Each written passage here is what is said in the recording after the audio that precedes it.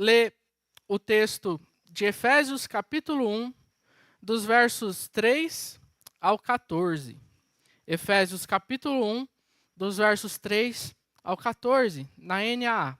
E antes de nós entrarmos no texto em si, vamos orar, pedindo orientação de Deus, pedindo para que Ele cuide de nós nesse momento. Obrigado, Senhor Deus, por essa manhã, obrigado porque o Senhor nos trouxe aqui, Pai. Lhe pedimos que o Senhor cuide de nós aqui, da mesma maneira que o Senhor cuide do pessoal lá que está no acampamento, que tanto aqui como lá possa ser um momento de edificação, Pai, possa ser um momento de aprendizado da Tua palavra, e que essa palavra ela venha habitar o nosso coração e gerar transformação de vida, para que no fim de todas as coisas a glória seja rendida somente ao Teu nome, Pai. Eu lhe peço também, em específico pela minha vida agora, que eu vou estar ministrando a sua palavra, que o Senhor me conduza minhas palavras, pois eu sou completamente dependente do Senhor, Pai. E que o Senhor nos livre de todas as distrações e o nosso coração e mente estejam centrados no Senhor. Lhe agradecemos mais uma vez, em nome do Senhor Jesus. Amém. Então, Efésios capítulo 1, dos versos 3 ao 14, na NAA diz assim: Bendito seja o Deus e Pai de nosso Senhor Jesus Cristo, que nos abençoou com todas as bênçãos espirituais nas regiões celestiais em Cristo. Antes da fundação do mundo, Deus nos escolheu nele para sermos santos e irrepreensíveis diante dele.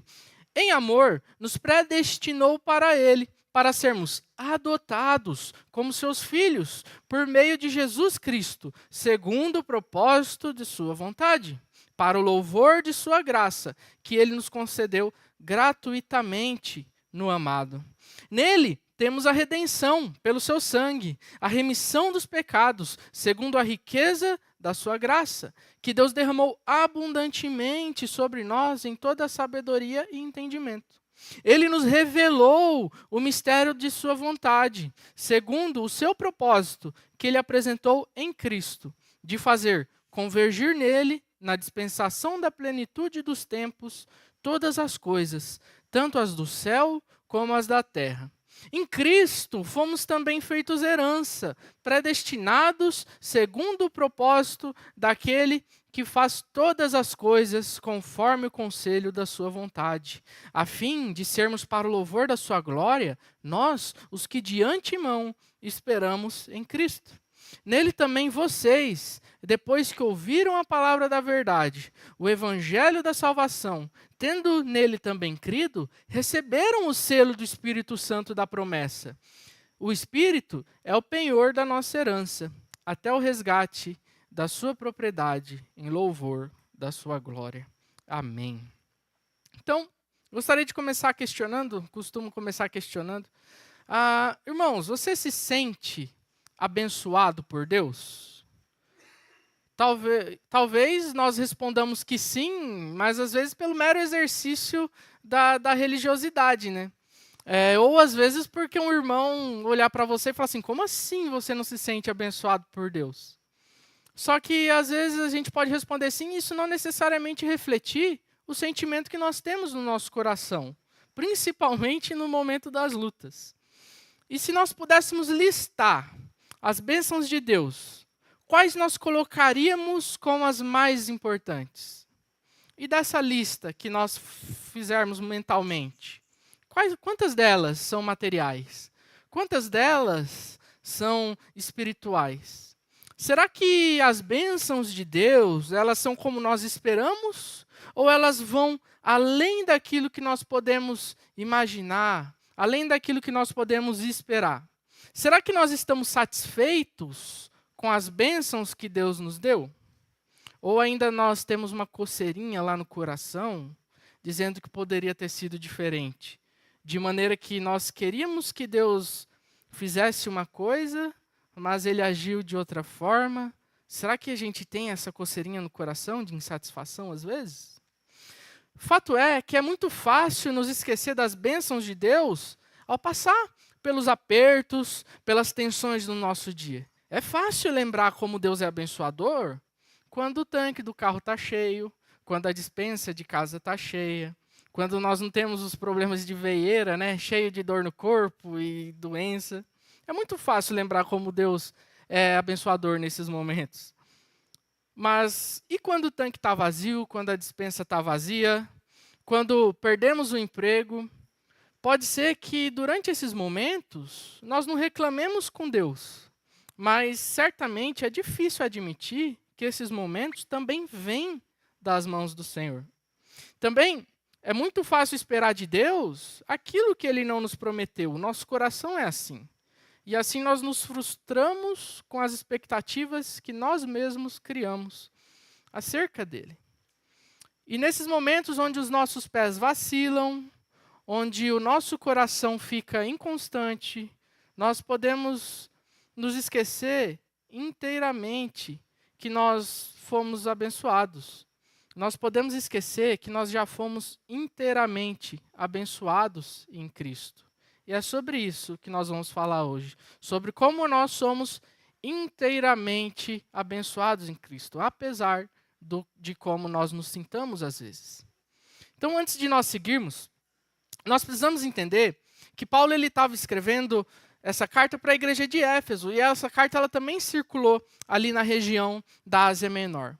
E aqui é como se Paulo estivesse orando pelos membros daquela igreja, uma oração em carta.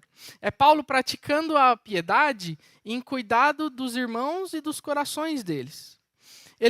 E o que eu quero dizer com isso? É que aqui ele não estava preocupado em fazer uma exposição sistemática das doutrinas, como nós vemos em outras cartas, uma exposição mais metódica. É como no louvor. Nós não fazemos uma exposição metódica e sistemática das doutrinas, mas nós cantamos verdades acerca de Deus, e isso acaba nos ensinando e nos edificando também. E Paulo faz a mesma coisa, só que através da oração aqui. Ele não se preocupa necessariamente em fazer essa exposição sistemática, mas quando ele ora, ele relembra os cristãos das bênçãos que eles receberam, e isso dá ânimo a eles. E Éfeso, ela era uma cidade, ela era uma das capitais romanas, e havia grande fluxo de pessoas indo e vindo pelaquela cidade. Isso se dava porque a vida e a economia da cidade giravam em torno de um culto pagão, a deusa Diana, que era adorada por todo o império. E haviam peregrinações para que as pessoas pudessem prestar cultos a essa deusa. Isso acabava que por movimentar a economia e as pessoas ali naquele local, a cidade girava em torno desse culto. Inclusive, esse grande fluxo de pessoas andando ali pelo império foi o que ajudou posteriormente o evangelho a se espalhar ali na região da Ásia Menor. E nesse contexto de adoração pagã, nós podemos concluir que aquela cidade ela vivia em uma completa escuridão espiritual, assim como é hoje. Que embora as pessoas não se ajoelhem diante de estátuas e adorem deuses pagãos como era naquela época, há sempre outras coisas para que as pessoas dedicam as suas vidas, né? E se esquecem de Deus, seja no consumismo, no hedonismo, que é a vida em busca dos prazeres próprios. Mas o evangelho aqui nessa cidade, ele age de tal forma naquele lugar que um grande número de pessoas começaram a se converter ao evangelho. E isso começou a afetar o comércio local ali, que girava em torno do paganismo. Porque os ourives que fabricavam as estatuetas, as imagens de ouro, eles já não estavam, e vendiam, né? Eles já não estavam mais lucrando tanto com isso. Não é à toa que o pessoal não gostou e Paulo foi expulso na primeira visita que ele fez lá. Então aqui a gente consegue ver a luz do evangelho resplandecendo em meio à total escuridão espiritual em que aquela cidade vivia, ao ponto de interferir em todo o contexto da época. Isso mostra a soberania de Deus em conseguir fazer com que a luz do evangelho resplandeça, mesmo em meio a esse contexto. E indo agora para o texto, após a saudação inicial que Paulo faz dos versos 1 ao 3, Paulo ele vai começar a demonstrar quais bênçãos Deus já havia derramado na vida daqueles irmãos que estavam ali. que viviam naquele contexto de trevas espirituais. E que também derrama sobre as nossas vidas hoje ainda. De maneira que, mesmo em meio às frustrações causadas, sejam pelas falsas expectativas que o nosso coração cria em relação a Deus, ou seja as frustrações causadas pelas lutas que nos sobrevêm, que nós passamos, nós podemos ter a certeza de que nós somos inteiramente abençoados por Deus, apesar de todas essas coisas. Pois nós temos um Deus que ele é ricamente abençoador. É o primeiro ponto que eu quero tratar com os irmãos. No verso 3, Paulo ele começa louvando e bendizendo a Deus. Olha o que ele diz. Bendito seja o Deus e Pai de nosso Senhor Jesus Cristo. Ele logo revela pelo qual motivo ele é movido a louvar a Deus. Ele diz em seguida, que nos abençoou. Bendito seja o Deus e Pai do nosso Senhor Jesus Cristo, que nos abençoou. Por isso que Paulo é levado a louvar a Deus. Deus, ele já nos abençoou. Repara que o texto está no passado. Paulo ele é reconhecido, Paulo reconhece essa ação de Deus que já aconteceu. E hoje, infelizmente, nós vemos em muitas igrejas cultos destinados à busca de bênçãos e mais bênçãos. Como se Deus fosse apenas um garçom onde você chama para fazer um pedido. Muitas igrejas fazem campanha de 12 dias de oração para 12 meses de vitória e 12 meses de prosperidade. Campanha de oração para que Deus atenda um desejo ou outro. Fazem sacrifícios, de certa forma, de jejum para obter isso ou aquilo. Falam para darmos os dízimos como se fosse uma ferramenta de troca com Deus, como se fôssemos capazes de manipular a Deus para que Ele nos atenda como queremos, como se Deus fosse olhar do céu e ter dó da gente pelas coisas que a gente faz e agir conforme a nossa vontade. E quando essas expectativas não são atendidas, esses chamados cristãos se frustram com Deus. Porque Deus não os abençoou como eles queriam. E note que aqui a falha não é de Deus, mas sim do coração do próprio indivíduo, que criou expectativas falsas acerca do que seriam as bênçãos de Deus. E essas pessoas, elas vivem correndo atrás de bênção, como se tudo aquilo que Cristo já não fez por elas, já não fosse suficiente. E outra coisa que nós podemos observar é que a bênção de Deus é completa. Olha o que Paulo diz. Nos abençoou com todas as bênçãos espirituais. Ou seja, não há nada mais que Cristo possa nos dar. Toda a porção que Cristo tinha para nos dar do céu, Ele já nos deu tudo. Se isso não moveu o nosso coração a gratidão e satisfação, então eu não sei o que mais poderia nos deixar satisfeitos.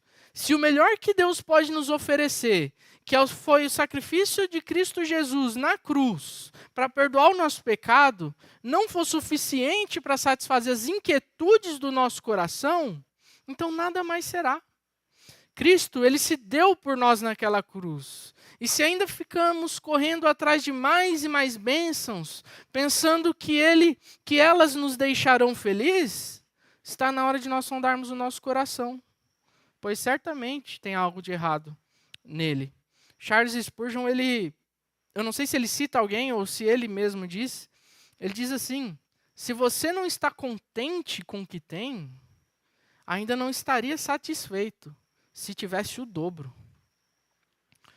Pode ser que nós tenhamos ídolos, pois estamos buscando satisfação em outra coisa que não é Cristo Jesus.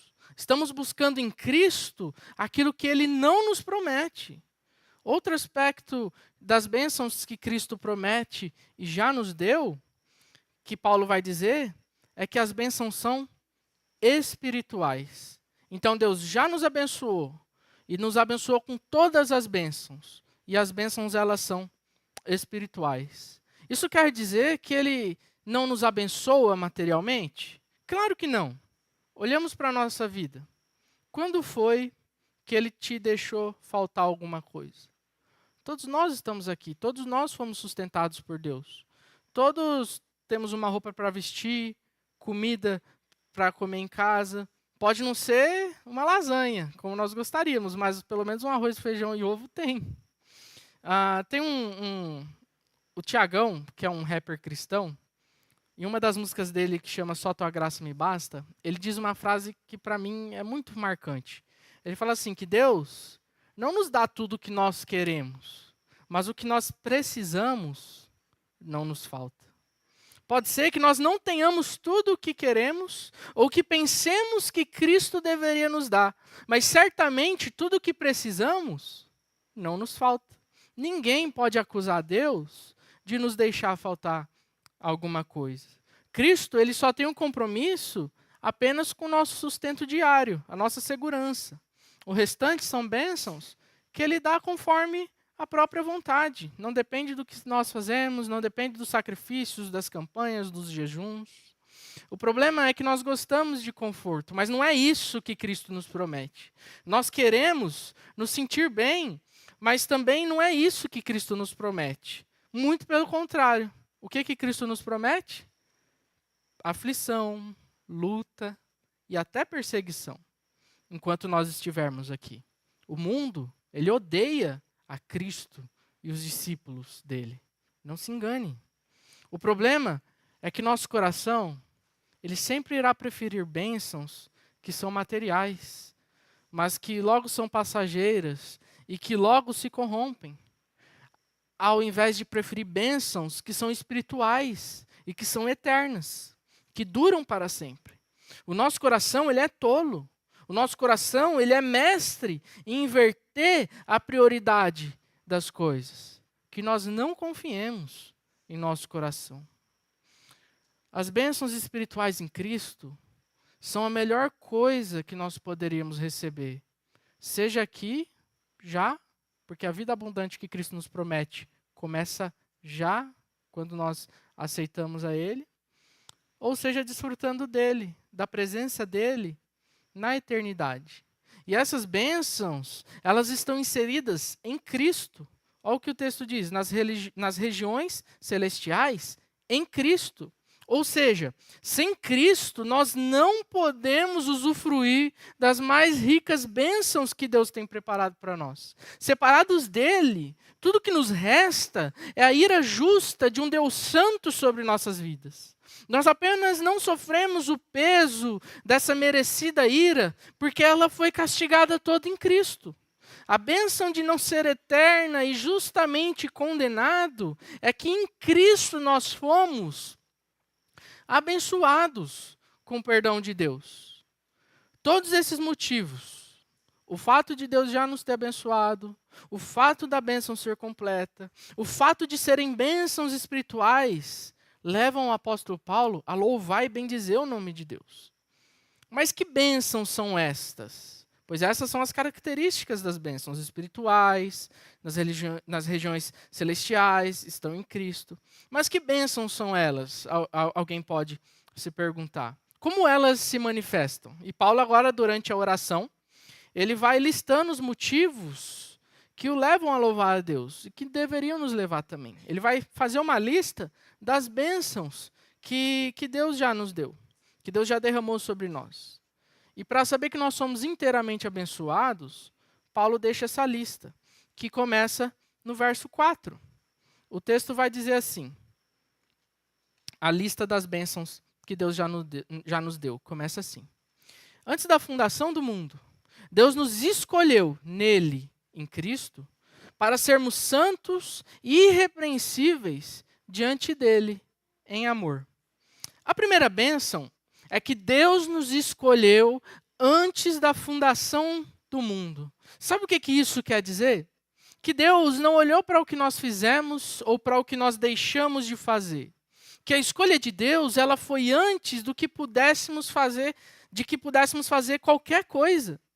A garantia de que Deus não nos vai rejeitar quando corremos para Ele é porque Ele mesmo nos escolheu. Desde a criação do mundo, Deus já determinou quem iria salvar. Antes que nós tivéssemos feito mal ou bem, antes de qualquer obra nossa. E isso é um privilégio. Privilégio é tudo aquilo que nós temos e que não merecemos, que recebemos gratuitamente. Isso nos dá tremenda segurança, irmãos.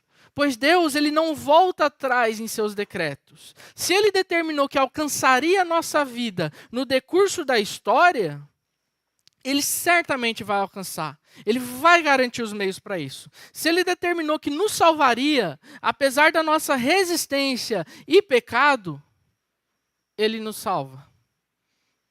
Ele converte o nosso coração. Ele nos alcança.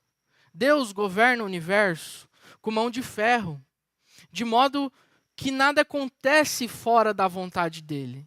Nada pode resistir ao governo de Deus. Ou alguém conseguirá contender contra Deus e prevalecer? Na queda de braço, quem é que ganha? O homem ou Deus?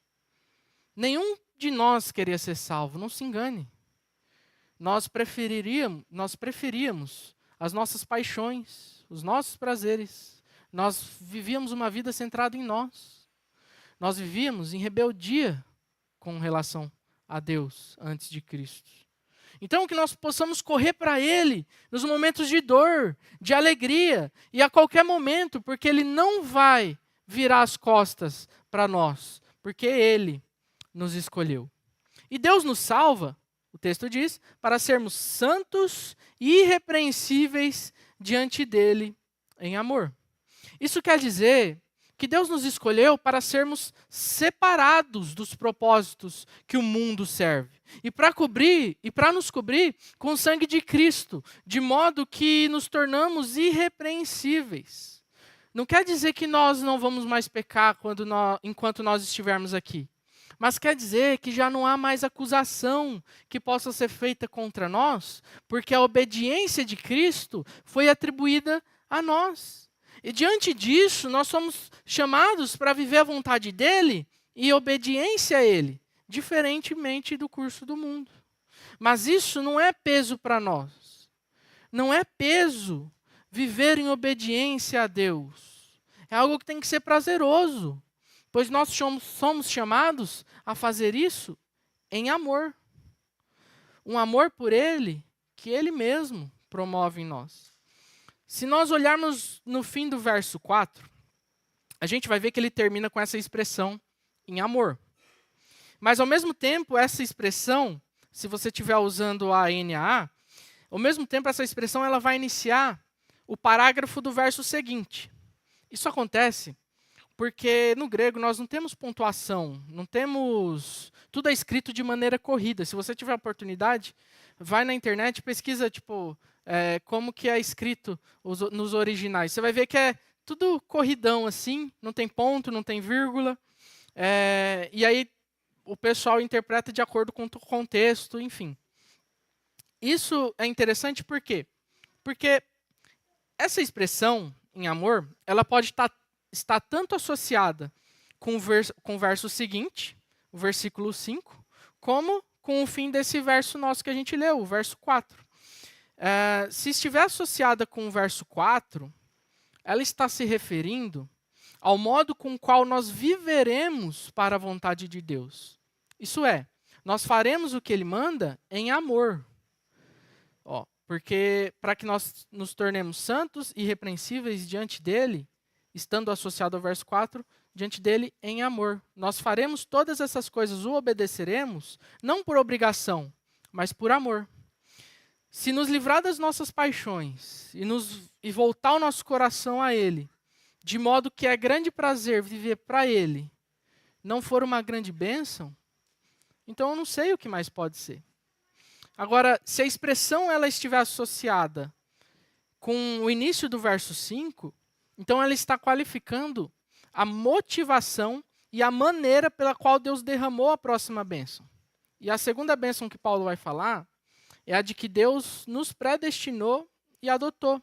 O verso 5 diz, nos predestinou para Ele. Deus nos predestinou, ou seja, já nos deu um destino antes mesmo de nascermos na eternidade passada. E como que Ele fez isso? Em amor. Em amor nos predestinou. E que destino que é esse? É para Ele, para sermos santos, para sermos adotados como seus filhos. Deus nos predestinou para sermos adotados como seus filhos. Isso é uma maravilha, porque quer dizer que Deus nos escolheu para sermos da família dele. Não somos mais inimigos, mas em Cristo ele nos chama de filhos. Temos um relacionamento com Deus mais próximo do que os próprios anjos o têm. Que é que poderíamos ser de Deus que seja mais próximo do que filhos? Eu acredito que nada. Nós somos da mesma família do próprio Deus. O Senhor de todo o universo, Criador e conhecedor de todas as coisas, nos trouxe o mais próximo de si possível. Isso nos dá a certeza de que temos um Pai que cuida de nós e nos anima em meio às tempestades da vida. E para quê? Para sermos adotados como seus filhos, para o louvor da glória de sua graça, que ele nos concedeu gratuitamente no amado. Para quê então? Para que nós vivamos em louvor a ele. Deus fez isso gratuitamente. Um coração que antes era voltado para a morte, cego, morto em delitos e pecados, destinado ao inferno, agora é alcançado por ele e regenerado. Antes inimigos. E agora, filhos. Só não resta uma coisa para a gente, que é louvar por tão grande livramento. E isso só é possível porque Deus nos redimiu e perdoou. O texto continua no verso 7. Nele temos a redenção pelo seu sangue, a remissão dos pecados. Ou seja, em Cristo nós temos a redenção, que é o pagamento da nossa dívida, é a libertação da prisão em que nós estávamos, porque nós não poderíamos pagar a fiança. A fiança era muito alta. E em Cristo nós também temos a remissão, que é o perdão. Se por um lado a redenção é o pagamento da dívida, a remissão é o perdão dos pecados. Isso quer dizer que Deus não nos trata mais segundo os nossos pecados. Perdoar é esquecer. É não agir de acordo com a ofensa que nos foi feita. Deus lança os nossos pecados no mar do esquecimento. O que não quer dizer que nós não soframos as consequências naturais do nosso pecado aqui. Mas que nós não sofremos e não sofreremos as consequências finais, que são a morte e a condenação eternas. E ele faz isso segundo a riqueza da sua graça. Isso quer dizer que a proporção e as qualidades do perdão de Deus derramado sobre nós são na mesma medida das riquezas contidas na graça de Deus. Alguém aqui consegue definir e colocar em palavras a grandiosidade das riquezas que estão escondidas na graça de Deus? É uma tarefa um tanto quanto difícil, e seria difícil a gente conseguir descrever. Faltariam adjetivos.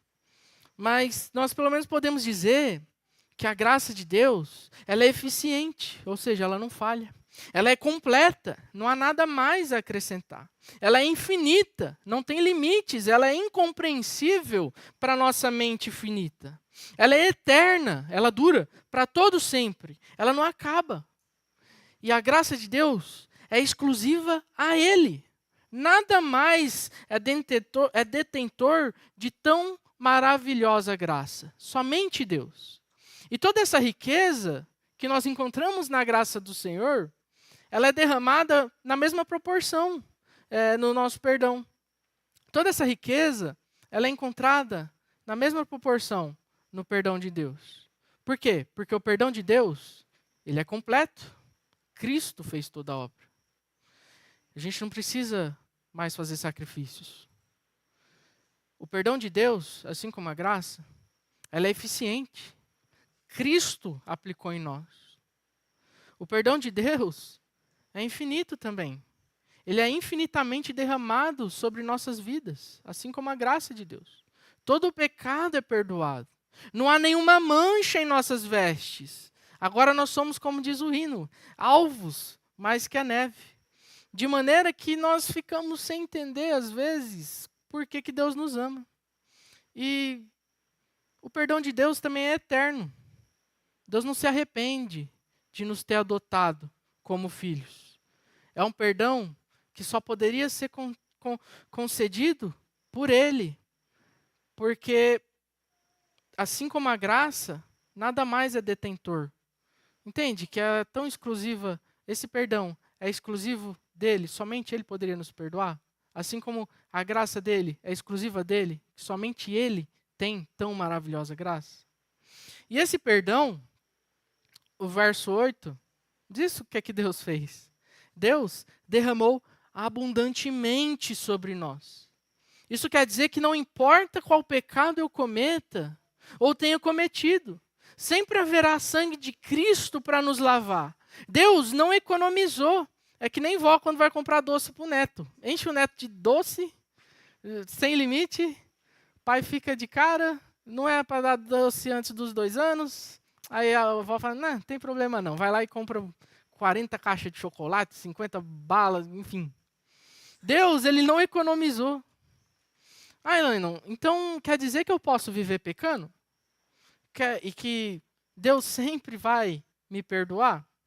Irmãos, esse é um pensamento demoníaco. É Satanás usando uma verdade de Deus para nos fazer pecar. Ele é ardiloso. Não tem de ser mais esperto que ele. Ele enganou a terça parte dos anjos. Você acha que ele não vai enganar a gente? É verdade que em Jesus nós teremos perdão para qualquer pecado que nós cometermos? Claro que é verdade. O sangue ele é abundante. Deus sempre vai nos perdoar. Deus não nos rejeita. Com exceção à blasfêmia do Espírito Santo. Mas se diante de todas essas bênçãos que Deus derramou sobre as nossas vidas, nós ainda queremos viver pecando, nós não entendemos o amor de Deus por nós e ainda nós estamos no engano.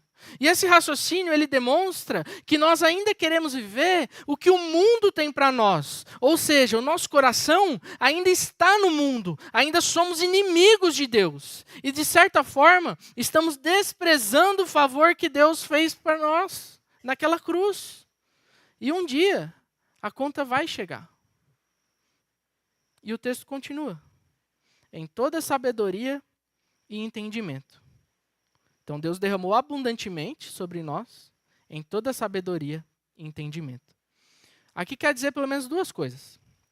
A primeira é que Paulo pode estar se referindo à maneira pela qual Deus derramou abundantemente o perdão. Ou seja, Paulo aponta para o fato de Deus não ter feito isso de qualquer maneira. Ele fez isso conforme a própria sabedoria dele. E ele, desde a eternidade, já havia planejado a história da redenção, como a aplicaria em nossas vidas. Talvez, para nós, é algo difícil de compreender ou de executar. Mas quem conheceu a mente do Senhor? Quem foi o conselheiro? Nada é difícil para Deus. Isso aponta para a magnitude da sabedoria de Deus, desde a eternidade, já ter tido um plano com toda a sabedoria dele para nos alcançar. E a segunda possibilidade que Paulo pode estar se referindo aqui é que ao fato de que, juntamente com o perdão de Deus, Deus derramou sabedoria e entendimento sobre nós. Isso vai ficar mais claro quando a gente lê na versão da NVT. Os versos 7 e 8 lá dizem assim, Ele é tão rico em graça que comprou nossa liberdade com o sangue de seu Filho e perdoou nossos pecados. Generosamente derramou sua graça sobre nós e, com ela, toda a sabedoria e todo o entendimento. Quer dizer, então, que, além do perdão, Deus ele nos concedeu sabedoria e entendimento que provinham dele, para entender o que nós vamos ver no versículo seguinte. Mas as 2 ideias, elas se complementam. Porque Deus não deixou de empregar sabedoria e entendimento no plano da nossa redenção, como também não deixou de nos dar sabedoria e entendimento acerca da vontade revelada dele, em Cristo. Quando Deus nos insere em Cristo, nós tomamos parte na sabedoria e conhecimento de Deus. Nossa mente e espírito, eles são regenerados. Nós sofremos uma metamorfose de pensamento. E ainda que de maneira limitada, agora nós enxergamos a história completa sobre a ótica do próprio Deus, de onde todas as coisas convergem em Cristo. A nossa cosmovisão muda. Agora a gente começa a olhar para a história de maneira que todas as coisas convergem em Cristo, assim como Deus olha. Todos os nossos sofrimentos, todas as nossas alegrias, tudo isso é para apontar para Cristo. A maneira pela qual olhamos para as coisas, o nosso coração, como eu já disse, muda. Agora nós podemos discernir as nossas vontades, segundo a palavra. Sabemos de onde viemos e sabemos para onde vamos. Sabemos qual o nosso real problema e a sua solução. E sabemos onde a história vai culminar. E essa sabedoria, ela nos abre os olhos para a próxima bênção de Deus, onde Deus nos revelou a sua vontade.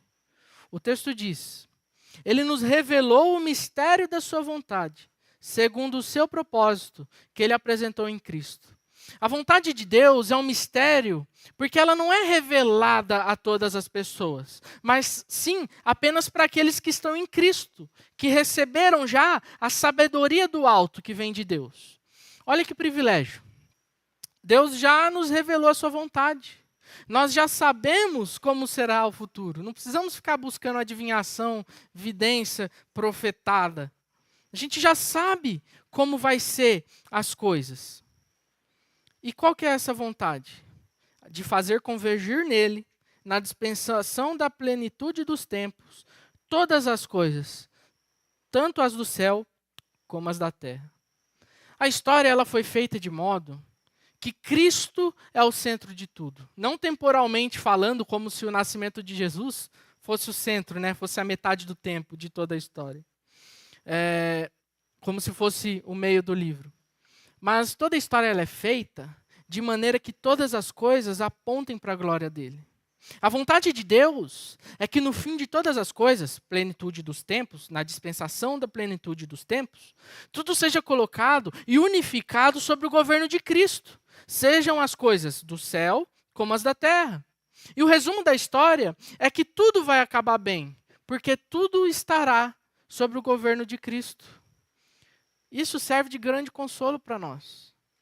Porque no fim de todas as coisas, todo o sofrimento que nós passarmos aqui, não importa se foram pequenos, se foram grandes, todos vão passar e no fim nós estaremos com Cristo, usufruindo da plena alegria e vivendo em uma criação onde tudo estará sujeito ao governo dele. E quem nos garante isso é o próprio Deus. E no fim, todas as nossas lágrimas serão enxugadas. E finalmente nós vamos escutar a voz do nosso Senhor dizendo: venham vocês que são abençoados por meu Pai. Recebam como herança o reino que Ele lhes preparou desde a criação do mundo. Lá em Mateus 25, 34. E falando de herança, a próxima bênção que Deus nos dá é que Deus nos fez herança.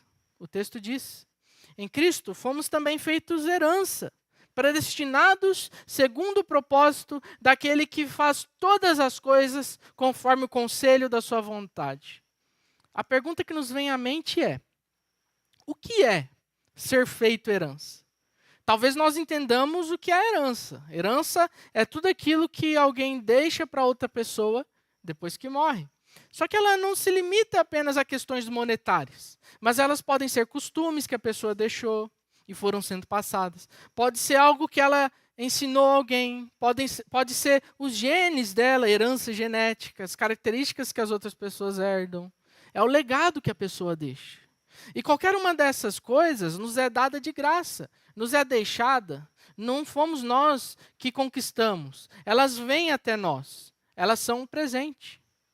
Você não trabalha pela sua herança. Quando o parente morre, né, os nossos pais, eles deixam para nós. Eles que trabalharam por ela. E o fato de nós sermos feitos herança quer dizer que nós somos aquilo que Cristo irá receber na consumação dos tempos. Nós somos a recompensa pelo penoso trabalho de Cristo. No caso dele, ele trabalhou pela herança dele. Isso deve nos fazer vislumbrar a profundidade do amor de Cristo por nós. Irmãos, você pagaria? Pode ser que eu pagaria, mas assim, você pagaria R$1 milhão em um Fusquinha velho? Não, né? Por quê? Porque porque não vale. Você pagaria 700 milhões e um casebre de papelão, de madeira? Não, porque não vale. E Cristo fez isso. Ele pagou um alto preço, e não pagou um alto preço porque valia alguma coisa, porque nós valíamos alguma coisa. Ele não precisava ter feito o que fez, mas nos amou e fez. Se isso não for amor, eu não sei o que é. Ele não pagou um alto preço porque nós tínhamos um alto valor, mas porque a ofensa contra Deus e a dívida que nós tínhamos contra Deus eram enormes. E o mais difícil de entender é que Cristo não se entristeceu com isso. Ele não se frustrou. Pelo contrário, Isaías, no verso 11 do capítulo 53, vai dizer: ele verá o fruto do trabalho de sua alma e ficará satisfeito. Cristo olhou para a gente todo arrebentado e nos amou. Pagou um alto preço. Você pagaria um alto preço por algo que você não vai receber? A questão é que ele pagou. Cristo não pensa como nós pensamos. Cristo não teve nenhuma vantagem em nos amar. Não recebeu nada de nós. Mas ainda assim, se alegrou em nos receber. E o texto continua. A fim de sermos para o louvor da sua glória, nós os que de antemão esperamos em Cristo. Todas essas bênçãos foram derramadas para que nós fôssemos aqueles que esperam o retorno do Senhor em unidade na igreja, como um só corpo. Talvez depois dessa lista, depois de relembrar todas essas bênçãos, nós podemos perceber o quanto nós já somos abençoados. O quanto Deus é ricamente abençoador. Aqui, Paulo cita 5 bênçãos que são espirituais. Mas certamente nós podemos lembrar de várias outras que estão por toda a Bíblia. Algumas das bênçãos que eu pedi para você se lembrar lá no começo. Algumas delas que te vieram à mente. Passa por algum item dessa lista? Tem a ver com algum item dessa lista? Pois se depois de tudo isso, depois de perceber tudo isso na palavra, nós não nos sentimos inteiramente abençoados por Deus, pode ser que a nossa visão sobre o que seriam verdadeiras bênçãos esteja enganada. A nossa visão acerca do que seriam verdadeiras bênçãos deve passar pela ótica do que o próprio Deus entende como verdadeira bênção. Algo que está revelado na Escritura. Só assim o nosso coração vai descansar e ter plena satisfação. E parar de ficar buscando em cisternas rotas aquilo que somente Cristo pode matar a sede. É bom conquistar um carro? Claro que é. É bom ter uma casa para morar? Claro que é. É bom ter a despensa cheia? Claro que é. É bom ser curado de uma doença, um câncer? Claro que é. Isso é maravilhoso. Mas essas bênçãos, todas vão passar com esse mundo. Não vai sobrar nada. E em nada se comparam com as bênçãos espirituais que Deus já derramou sobre nós, que são eternas. E além de tudo isso, nós podemos viver em segurança, pois somos inteiramente abençoados e podemos viver tendo a certeza do futuro. Versos 12 e 13. O texto diz: nele também vocês, depois que ouviram a palavra da verdade, o evangelho da salvação.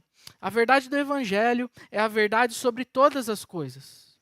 Tudo que a Bíblia diz sobre quem somos, sobre quem Deus é, sobre o nosso destino, tudo é verdadeiro e emana do próprio Deus. Deus não é homem para que minta.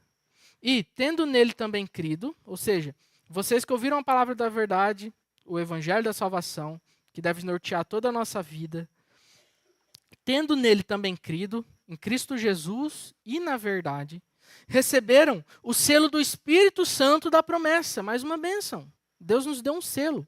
O selo aqui é aquela figura clássica onde o rei pingava uma porção de cera no fecho do envelope e usava o anel para selar a abertura. E ali ficava a marca desse rei. Isso indicava que aquela carta era de propriedade do rei e que só poderia ser aberta por quem fosse autorizado. Ou seja, ao crer no evangelho, nos é colocada uma marca de propriedade. Deus agora é nosso dono. Talvez nós pensemos, né? Mas ninguém era meu dono. Antes de Cristo, ninguém era meu dono. Claro que era. Em Efésios 2 a gente vê isso. O pecado e o diabo eram nossos donos. Era a vontade deles que nós fazíamos antes de Cristo. Não éramos os nossos próprios donos. E o texto continua. Verso 14. O Espírito é o penhor da nossa herança, até o resgate da sua propriedade, em louvor da sua glória. Penhor é uma garantia que damos ao tomar um empréstimo. A garantia de que nós vamos devolver o dinheiro.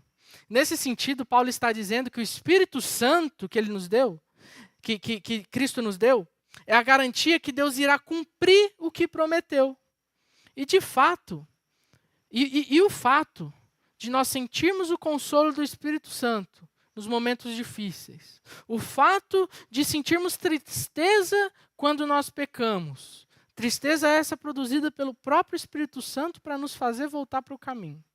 Tudo isso é um sinal de que Deus irá cumprir o que prometeu, assim como cumpriu a promessa de nos enviar o Consolador. Tudo isso é um sinal de que o Espírito Santo já nos selou, de que nós seremos entregues a Deus no fim de todas as coisas. Ele vai vir nos resgatar. É nisso que nós podemos crer. Aqueles que não creram na verdade, que não foram selados e não receberam o Espírito Santo, eles não sentem tristeza pelo pecado. Não sentem o consolo do próprio Deus nos momentos difíceis também. Então, se você se entristece pelo pecado, fique feliz. Porque o selo de Deus está sobre você. Agora, se o pecado não te entristece, é bom tomar cuidado. Porque pode ser que você não tenha crido ainda na verdade que Cristo nos revela. E partindo para a nossa conclusão, eu espero que nós tenhamos entendido que nós já somos inteiramente abençoados em Cristo Jesus. E que as bênçãos terrenas, elas nada se comparam com as bênçãos espirituais que nós já recebemos. Reconhecer isso deve nos levar a viver uma vida de louvor, mesmo em meio a momentos difíceis. Então, vamos nos lembrar. Eu gostaria que vocês repetissem comigo. Cada bênção que Paulo cita aqui, eu já sou inteiramente abençoado, porque Deus nos escolheu antes da fundação do mundo. Vamos repetir juntos? Eu sou inteiramente abençoado, porque Deus nos escolheu antes da fundação do mundo. Eu sou inteiramente abençoado, porque Deus nos predestinou e adotou. Deus nos predestinou e adotou. Eu sou inteiramente abençoado porque Deus nos redimiu e perdoou. Sou inteiramente abençoado porque Deus nos redimiu e adotou e perdoou. Eu sou inteiramente abençoado porque Deus nos revelou a sua vontade. Deus nos revelou a sua vontade. E eu sou inteiramente abençoado porque Deus nos fez herança. Deus nos fez herança. A cura para o coração insatisfeito não é ter o que não se tem, mas é se lembrar de quem Deus é e quanto Ele já nos tem abençoado em Cristo. E embora a salvação seja operada em nós, nos retirando do reino de trevas espirituais, ela não foi, digamos assim, por nós. Ela foi operada para a glória do Cordeiro. Porque Deus é glorificado em salvar pecadores. Nós não somos o centro do coração de Jesus. A glória do Pai que é. Nós somos beneficiados através do processo onde Deus promove a sua própria glória. Isso inclui nos salvar. E algumas aplicações, já para nós encerrarmos. Que ao sermos provados e passarmos por momentos difíceis, nós lembremos que nós temos um Deus que é ricamente abençoador e que Ele já nos abençoou com tudo aquilo que nós precisávamos. Se alguma raiz de insatisfação com Deus começar a surgir em nosso coração, porque Deus não fez algo que nós queríamos ou que nós achávamos que Ele deveria fazer, Que nós possamos deixar essa birra de lado e lembrar que Deus já nos abençoou muito além do que nós merecemos. E não apenas nos abençoou, mas nos deu do melhor tipo de bênção que poderíamos receber, que são as bênçãos espirituais, que são eternas. Então, uma pergunta que eu deixo, para que nós pensemos essa semana. Pergunte ao seu coração. Perguntemos aos nossos corações. Qual a maior bênção que eu recebi? E diante da resposta, seja grato a Deus. Amém? Vamos orar. E logo teremos a oração final. Com o presbítero que estiver na igreja. Eu acabei de ler aqui na liturgia. Eu gostaria de chamar o seu Anilton. Cadê ele? Ali. Para poder orar depois ao final, por favor. Vamos orar então. Obrigado, Senhor Deus, por essa manhã. Mais uma vez, Pai. Obrigado porque em Cristo nós podemos saber que nós somos inteiramente abençoados, Pai. Nós sabemos que em Cristo nós temos um Pai que cuida de nós, que nos chamou, nos escolheu, nos trouxe para perto de si. E que nós nunca ficaremos desamparados, Senhor Deus. Obrigado, Pai, por essa grande bênção. Obrigado também, Pai, por todas as outras bênçãos que o Senhor derrama em nossas vidas. Que nos momentos de insatisfação, quando o nosso coração, que é pecador, querer questionar o Senhor, querer blasfemar contra o Senhor, Pai, que o Senhor traga à nossa mente todas as bênçãos que o Senhor já nos deu. Bênçãos essas que são espirituais. Bênçãos essas que nós não conseguiríamos nem contar. E tantas vezes que o Senhor nos abençoou, que nós nem reconhecemos, nós nem nos lembramos. Obrigado, Senhor Deus, pela bênção de nós podermos acordar, respirar, trabalhar. Obrigado, Pai, por todas essas coisas. Mas obrigado também pelo perdão em Cristo Jesus, porque isso a gente sabe que o Senhor jamais vai voltar atrás. Obrigado, Pai, pelo consolo do Senhor nos momentos difíceis. Que a gente tenha, Pai, o nosso coração, sempre se lembrando de que o Senhor é um bom Pai, de que o Senhor é um Deus abençoador, de que o Senhor não mediu a mão, Pai. O Senhor não ficou com mesquinharia, o Senhor nos abençoou grandemente, Pai, em Cristo Jesus. Muito além daquilo que nós precisávamos, de maneira que nós não conseguimos nem imaginar. Isso tudo foi movido pelo amor do Senhor, Pai. Que nós possamos agora viver em amor, obedecendo a Tua vontade, fazendo ela em amor, para a glória do Teu nome. Cuide de nós durante essa semana. Esteja conosco, em nome do Senhor Jesus. Amém. Senhor